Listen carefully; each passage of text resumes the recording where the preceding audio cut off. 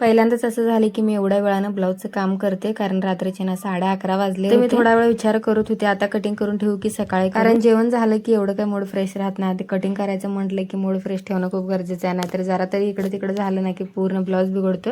आणि एक नाही दोन नाही तर 4-4 ब्लाऊज होते. त्यामुळे नंतर विचार केला की ना आताच कटिंग करून ठेवते, कारण सकाळ सकाळच मला ते ब्लाऊज शिवायला बसायचं होतं, कारण मला थोडं बाहेर जायचं, मग आल्यानंतर होणार नाही मला माहित होतं. आता कुठे ते सांगतेच तुम्हाला पुढे व्हिडिओमध्ये. तर हा व्हिडिओ ना 2-3 दिवसापूर्वीचा आहे, म्हणजे शनिवार रात्री ना हे ब्लाऊज मी कटिंग करून ठेवलं होतं. आणि ब्लाऊज जास्त शिवायचं असल्यामुळे मला दुसरं काय व्हिडिओ शेअर करणं पण होत नाहीये, कारण माझं घरातली कामं आवरली की मी पटकन ब्लाऊज शिवायलाच बसते, त्यातून वेळच भेटत नाहीये. त्यामुळं आहे तेच म्हटलं चला तुम्हाला शेअर करते, म्हणून मी रात्रीच व्हिडिओ स्टार्ट केला होता. सकाळी ना पटकन आवरून मी शिवायलाच बसले, तर ते सगळं झालं होतं, एकच ब्लाऊज राहिला होता. आणि माझं असं होतं की ते पण ब्लाऊज पूर्ण करून ठेवायचं, पण मी ठरवले आणि ते पूर्ण झाले असं तर कधी होतच नाही, कारण सकाळी शिवायला बसल्यापासून सारखंच कोण ना कोण येणं चालूच होतं.